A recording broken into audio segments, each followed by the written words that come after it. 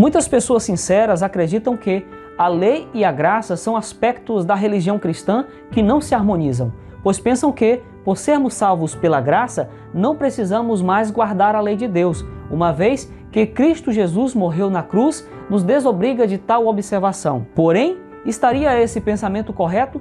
Qual a função da lei de Deus?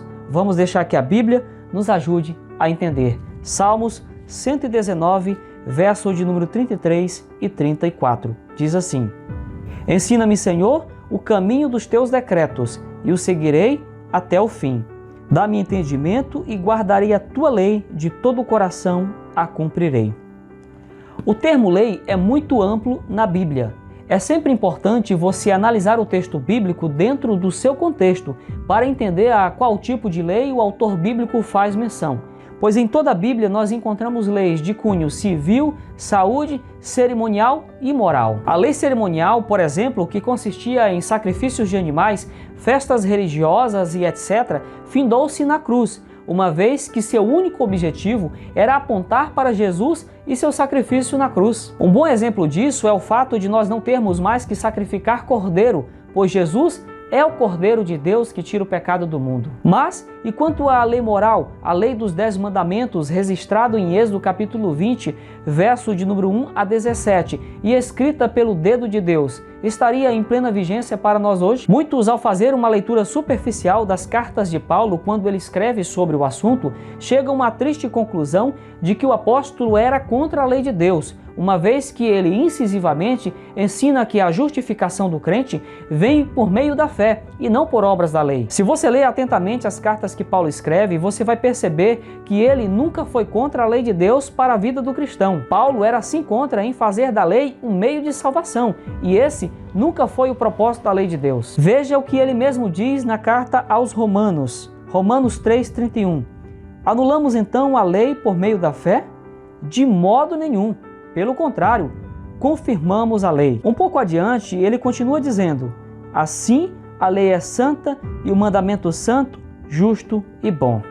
E qual a função da lei de Deus? Em Romanos capítulo 7, verso de número 7, o apóstolo Paulo nos ensina qual a função da lei de Deus. Diz o texto: mas eu não teria conhecido o pecado, senão por meio da lei. E ele ainda diz mais: seu propósito é evitar desculpas e mostrar que todo mundo é culpado diante de Deus.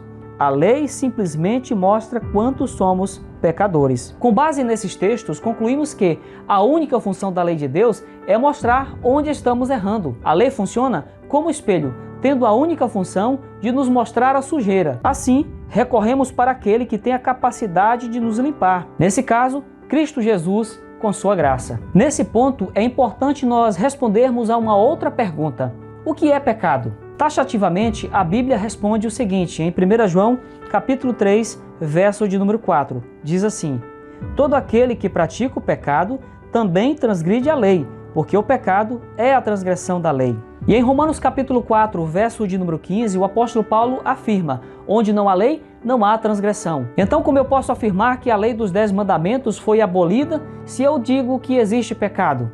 Percebeu a incoerência? Para ficar mais claro a nossa compreensão, vou usar a lei de trânsito como exemplo. O que acontece se o condutor de um veículo for pego andando sem capacete ou sem cinto de segurança? Certamente será multado. E por que ele vai ser multado? Porque existe uma lei de trânsito que assim determina. E se não houvesse uma lei que assim determinasse, o condutor poderia ser multado? É claro que não. Pense comigo, se eu afirmo que a lei de Deus foi anulada, eu vou chegar à terrível conclusão de que o pecado também foi. Ou seja, estamos vivendo em um mundo sem pecado. E assim, não precisamos do sacrifício de Jesus. E não é isso que a Bíblia ensina. A Bíblia diz que todos somos pecadores e que por isso carecemos da graça de Deus. Romanos capítulo 3, verso de número 23. Concluímos que sim, a lei de Deus está em plena vigência hoje e deve ser guardada por todos aqueles que professam amar a Cristo. Não como meio de salvação, mas sim como resultado do teu relacionamento com Cristo. Na nova aliança que Cristo estabelece, a lei de Deus, que antes era escrita em tábuas de pedra,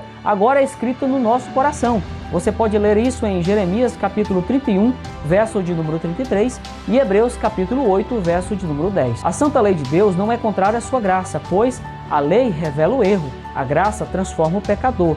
A lei mostra a sujeira, a graça limpa. A lei foi escrita pelo dedo de Deus. A graça foi escrita com o sangue de Jesus. Assim sendo, no coração do crente genuíno surgirá o mesmo desejo do salmista quando escreveu o texto que nós lemos no início. Ensina-me, Senhor, os teus decretos, e os seguirei até o fim. Dá-me entendimento e guardarei a tua lei. De todo o coração a cumprirei.